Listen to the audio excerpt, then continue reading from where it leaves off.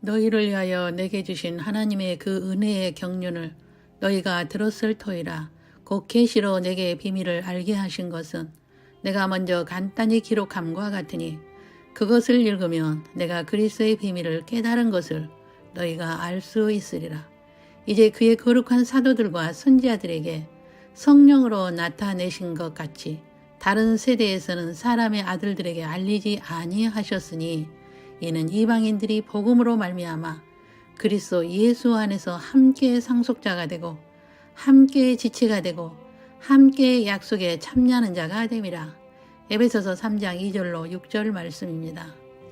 바울은 AD 5년에 출생하고 35년에 개종한 후, 즉 다메섹에서 예수님을 만난 후 10년 동안의 고독 훈련을 거쳐 45년에 안디옥 교회의 전임 사역자가 되고 45년에서 48년은 1차 선교 여행을 하였으며 49년에는 원시 복음에 대한 갈라디아서를 안디옥에서 기록하였으며 50년에서 52년은 2차 선교 여행을 하고 51년에 데살로니가 전서와 후서를 기록하였으며 53년에서 57년은 3차 선교 여행을 하면서 53년에서 55년에 두란노 서원에서 지도자들을 집중 훈련시켰으며 55년에 고린도 전서와 후서를 기록하였으며 57년에 로마서를 기록하였고 60년에서 62년에 로마 감옥에 투옥되었으며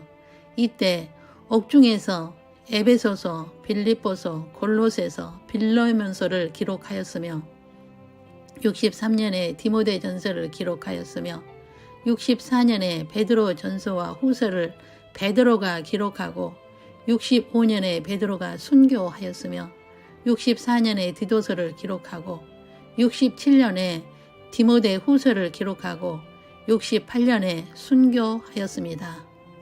바울은 이방인 선교의 기초를 세우고 70년에 이스라엘이 패망하고 예루살렘 성전이 파괴되고 유대인이 디아스포라로 흩어지고 이때부터 유대인의 눈이 감기게 되었던 것입니다. 바울은 55년에 고린도전서를 기록할 때에 그리스도의 신비를 깨닫게 되었는데 그것은 아담이 타락하여서 예수님이 십자가를 지신 것이 아니라 창세전에 하나님의 디자인이라는 것을 깨닫게 되었고 모든 것은 하나님의 예정 안에서 계획되어진 것이며 자신이 그리스도의 신비를 깨달은 것도 자신이 남은 자로 이방인의 복음 전파를 위해 택정을 입었고 그리스도의 신비를 맡은 자로서 은혜를 입은 자인 것을 알게 되었는데 이 신비는 모든 그리스도인이 알아야 하는 것이 아니라 남은 자여 신부 후배생이여 천국에서 로얄 그룹으로 지도자들은 반드시 알아야 함을 말하였습니다.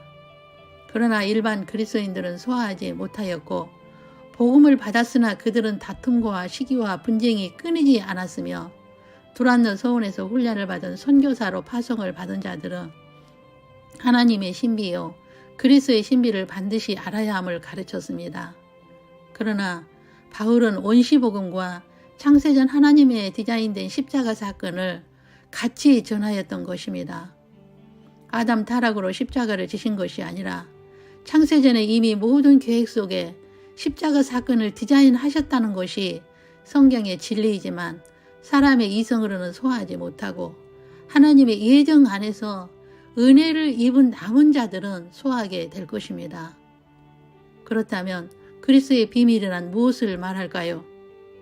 이방인들이 복음으로 예수 안에서 상속자가 되고 약속에 참여하게 하는 것으로 아브라함과의 계약을 의미하는 말씀으로 첫째로 내가 너로 큰 민족을 이루고 내게 복을 주어 내 이름을 창대하게 하리니 너는 복이 될지라. 너를 축복하는 자에게는 내가 복을 내리고 너를 저주하는 자에게는 내가 저주하리니 땅의 모든 족속이 너로 말미암아 복을 얻을 것이라. 창세기 12장 2절로 3절입니다. 두 번째로 아브라함은 강대한 나라가 되고 천하 만민은 그로 말미암아 복을 받게 될 것이 아니냐. 창세기 18장 18절입니다. 세 번째로 내가 내게 큰 복을 주고 내 씨가 크게 번성하여 하늘의 별과 같고 바닷가의 모래와 같게 하리니 내 씨가 그 대적의 성문을 차지하리라. 또 내 씨로 말미암아 천하 만민이 복을 받으리니 이는 내가 나의 말을 준행하였음이니라. 창세기 22장 17절로 18절입니다. 네 번째로 이삭과의 계약으로 하신 말씀으로 내 자손을 하늘의 별과 같이 번성하게 하며 이 모든 땅을 내 자손에게 주리니 내 자손으로 말미암아 천하 만민이 복을 받으리라. 창세기 26장 4절입니다. 다섯 번째로 야곱과의 계약으로 하신 말씀으로 나는 여호와니 너의 조부 아브라함의 하나님이요 이삭의 하나님이라. 내가 누워있는 땅을 내가 너와 내 자손에게 주리니 내 자손이 땅의 티끌같이 되어 내가 서쪽과 동쪽과 북쪽과 남쪽으로 퍼져 나갈지며 땅의 모든 족속이 너와 내 자손으로 말미암아 복을 받으리라. 창세기 28장 13절로 14절입니다.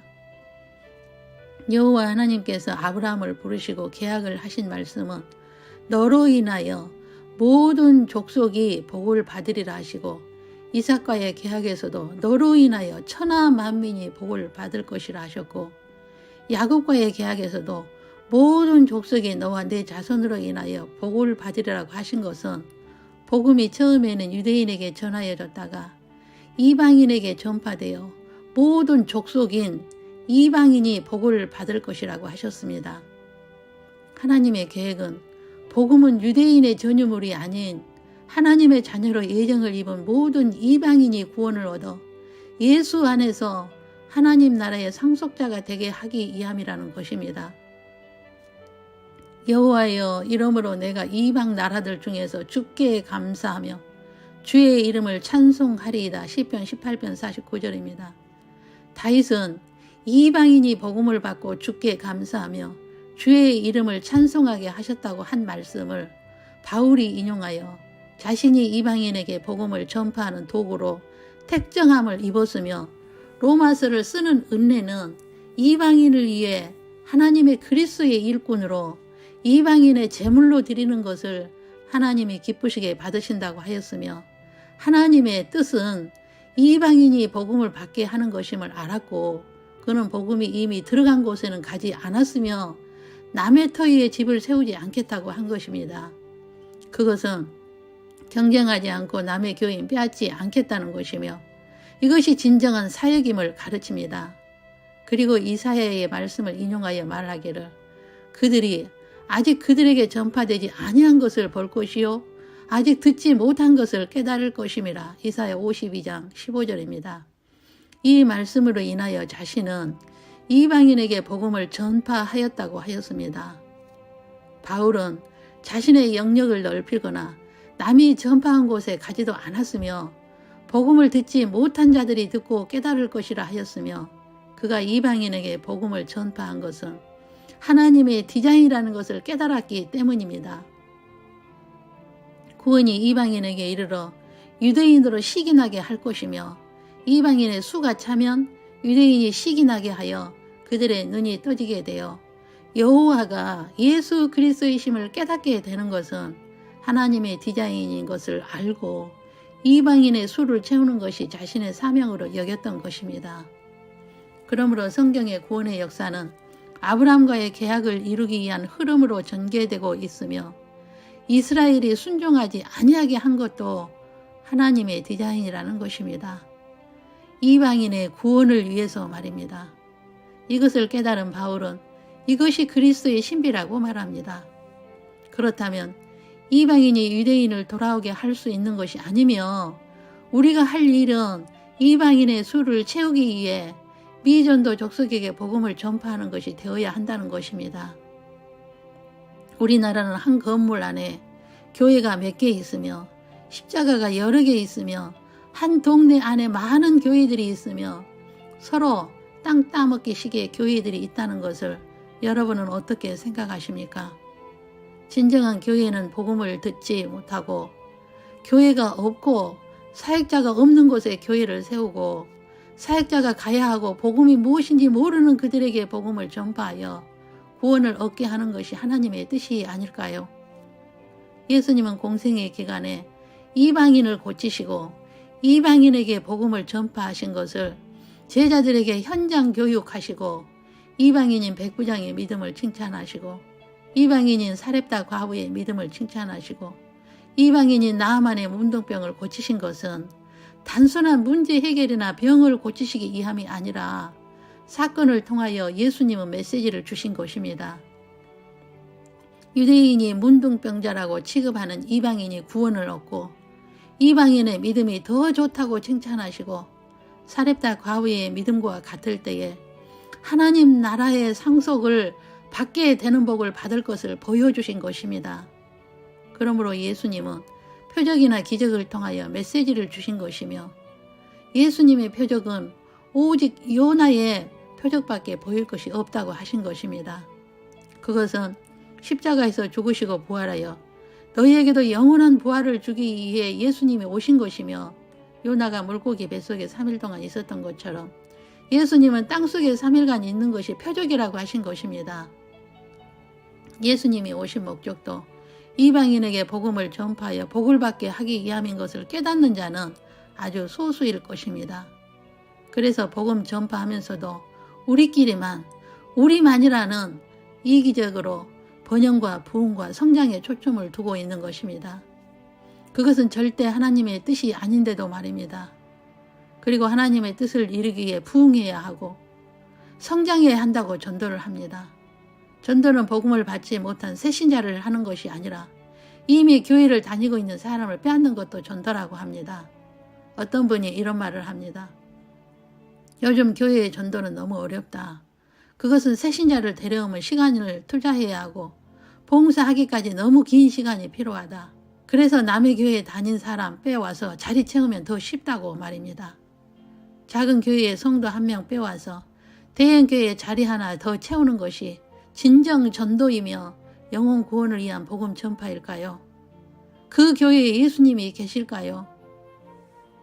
여러분, 우리는 하나님의 뜻을 깨닫고 그 뜻에 순종하는 남은 자가 되어야 합니다. 왜냐하면 남은 자여 신부 후보생만이 환난을 겪지 않고 혼인잔치에 들어가 통치권을 부여받고 예수님의 동력자가 될 수 있으니까요. 우리로 하여금 이방인의 수를 채우기 원하시며 그런 사람이 남은 자의 은혜를 입은 자입니다. 바울은 이것을 깨달았기에 남의 터위에 집을 짓지 않았습니다. 하나님의 신비와 그리스도의 신비를 깨달은 자는 무엇이 먼저인지 알게 되어 마음을 새롭게 함으로 변화를 받고 하나님의 선하시고 기뻐하시고 온전하신 뜻이 무엇인지 분별하는 자가 될 것입니다. 그런 자를 남은 자여 신부 후보생이라고 합니다. 우리는 이런 남은 자 대열에 신부 후보생의 대열에 들어가 하나님 나라를 상속받은 영원한 복을 받는 자들이 되십시다. 기도하겠습니다.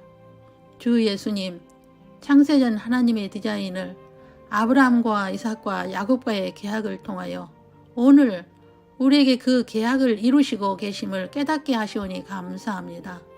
우리가 할 일은 이방인의 수를 채우는 것이며 이방인의 수가 차면 유대인이 시기하여 그들의 눈이 떠지는 자들이 14만 4천 명이 나오게 되고 그때에 예수님은 공중 재림하시고 휴고의 사건이 일어나고 남은 자여 신부 후보생들을 환난에서 건지시기 위하여 말씀으로 깨우쳐 주심을 감사합니다.